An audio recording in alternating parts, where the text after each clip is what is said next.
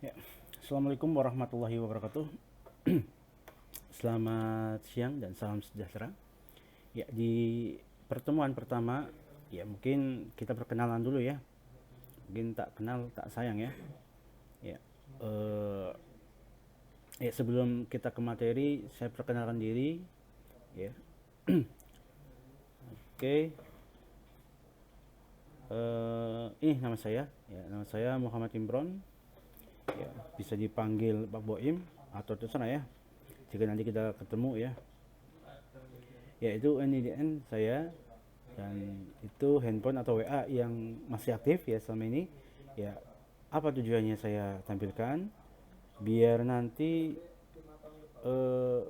sewaktu-waktu atau kalian tidak bisa hadir atau bertanya, ya silakan nanti bisa menghubungi nomor saya itu ya. Ya untuk media sosial ya saya aktif juga di Facebook dan Instagram, ya silakan kalau misalkan kalian eh, mau kepo ya silakan bisa follow ya itu di Facebook dan Instagram saya.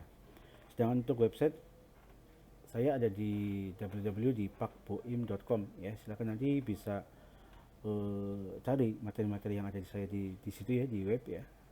Ya nanti bisa teman-teman bisa kepo di eh, blog personal yang saya miliki. Yaitu beberapa sertifikat yang sudah saya ikuti ya, mungkin itu hanya beberapa saja. Ya, ada Forsec dari Multimatic, terus ada WNSP jaringan dan seterusnya. Oke, ya untuk pendidikan saya juga alumni dari STIMIK Amikom Purwokerto ya, angkatan kedua ya. Ya pengalaman saya kenapa kok saya bisa di Amikom ya, dulunya saya basicnya emang bukan dari komputer ya. Dulu sebelum saya gabung dengan Amikom, eh, saya pernah ngambil apa namanya mengikuti SMPTN ya.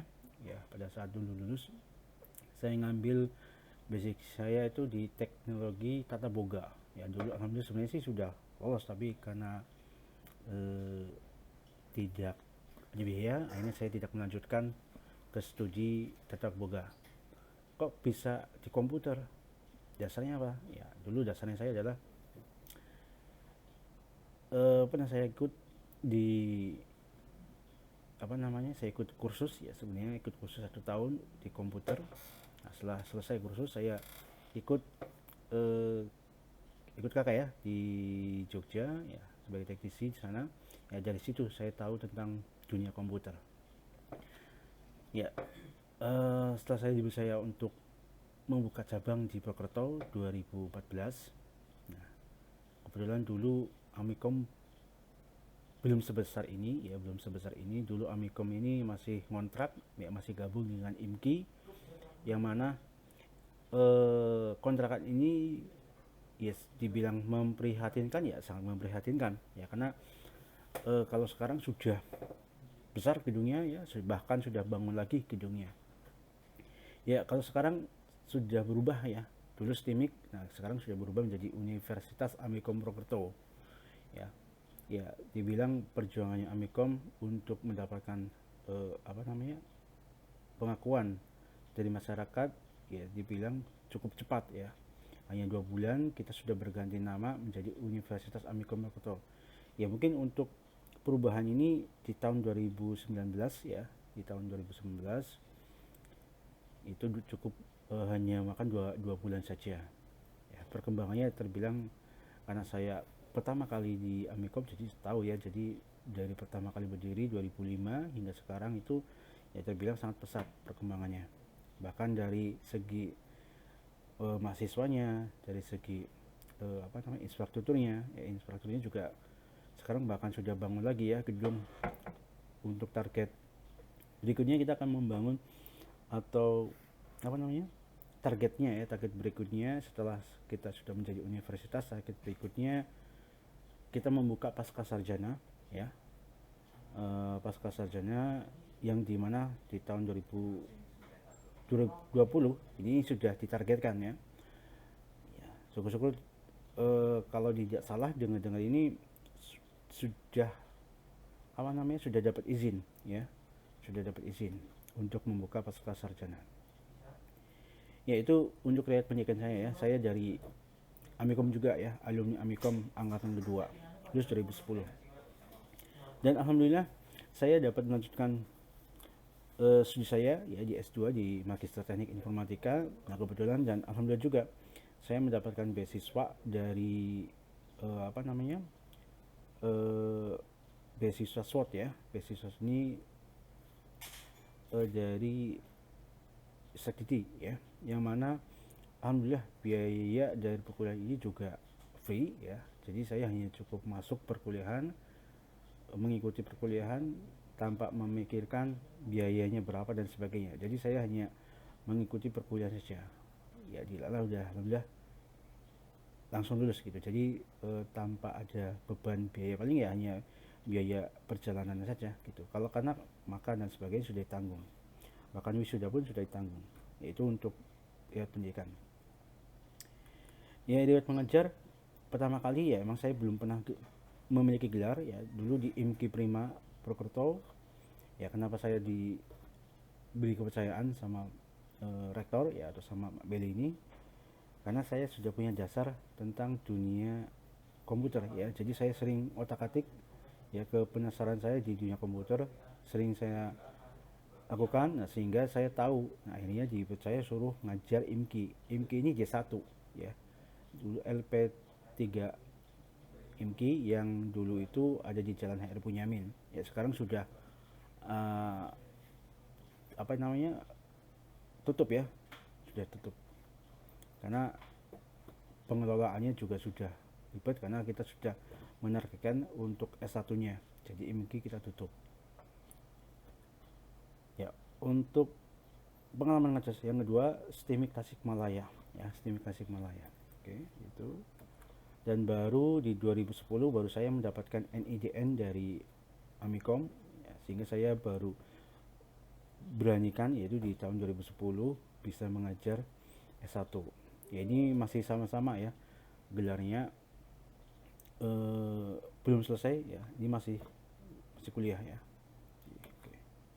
Ya riwayat untuk materi yang pernah saya ajar yaitu etik regulation dan civil law, data mining, data warehouse, keamanan jaringan, kriptografi, temu balik informasi atau IR, pengenalan hardware software, sistem operasi, keamanan komputer, terus pengelolaan instalasi komputer, terus jaringan komputer ya yang nanti kita belajar bareng-bareng ya. Terus ada praktikum hardware software, digital forensik. Nah itu ya, itu beberapa materi yang pernah saya ampu. Ya untuk pengalaman di penelitian ya mungkin ini aja beberapa saja. Misal satu, sebagai tesis saya adalah saya lebih fokus di data mining dulunya sebenarnya, karena di informatika sekarang tidak ada data mining ya, sudah saya kembali lagi ke jaringan komputer sama kriptografi ya, mungkin saya lebih fokus ke situ saja ya. Untuk data mining mungkin ini sebagai riset ya, sebagai riset atau penelitian saya, yaitu beberapa bidang penelitian yang sudah pernah saya lakukan. Ada kombinasi network dan korelasi ya, data mining, terus ada data mining lagi, data mining, kriptografi, data mining dan seterusnya. Oke, terus untuk pengabdian ya saya kira sudah banyak juga ya, mungkin hanya beberapa yang saya tampilkan. Ada IBM, terus ada pemanfaatan Instagram dan seterusnya ya. Pada ini perkuliahan saya tidak mengacu hanya satu mata kuliah, materi. Jadi jika kalian ingin tidak paham dengan materi yang saya sampaikan, kalian sebisa mungkin cari literatur yang lain. Karena kalau misalkan hanya berpatok pada satu mata kuliah atau materi yang saya sampaikan, saya kira tidak akan sempurna. Nah, biar sempurna itu ya teman-teman cari media lain dari YouTube atau mungkin artikel yang lain tentang pembahasan jaringan. Nah, jika ada yang belum bisa dipahami dari materi yang didapat, ya bisa disampaikan nanti, bisa lewat WA ya, atau nanti komunikasi lewat Zoom atau yang lainnya ya. Ya, sebagai motivasi, dalam diri kita terdapat kekuatan sebenarnya ya. Jadi setiap rahasia sebuah kesuksesan itu ada pada masing-masing pribadi ya. Jika kekuatan itu dimanfaatkan sebaik mungkin, saya kira teman-teman juga bisa, karena tidak ada yang tidak mungkin selama nafas teman-teman juga masih diberikan nafas, saya juga diberikan nafas, saya kira tidak ada yang tidak mungkin ya. Jadi eh, sebelum kalian itu masuk perkuliahan atau sebelum masuk ke kampus atau ke Amikom, sebisa mungkin teman-teman sudah dapat restu ya dari kedua orang tua. Minta doa restu dulu. Ya, agar apa? Ya agar materi yang nanti disampaikan oleh dosen itu bisa masuk ke otak kalian. Kenapa? Karena kan misalkan kalian pada saat hanya masuk Amikom hanya ikut-ikutan, ya saya kira materi atau ilmu yang didapat juga ya terbatas gitu.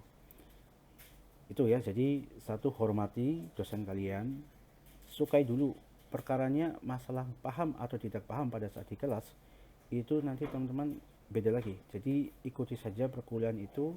Masalah perkara tidak paham atau tidak jelas itu nanti saja ya. Jadi teman-teman yang penting ikuti dulu perkuliahan, teman-teman sudah punya dasarnya dulu, karena dosen itu ya sebagai jembatan, untuk memberikan informasi.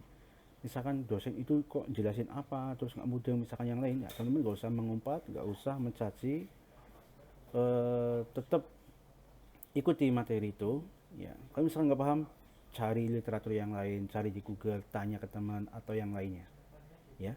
Kenapa? Karena eh, apa yang disampaikan oleh dosen, ingat, tidak masuk 100% ke otak.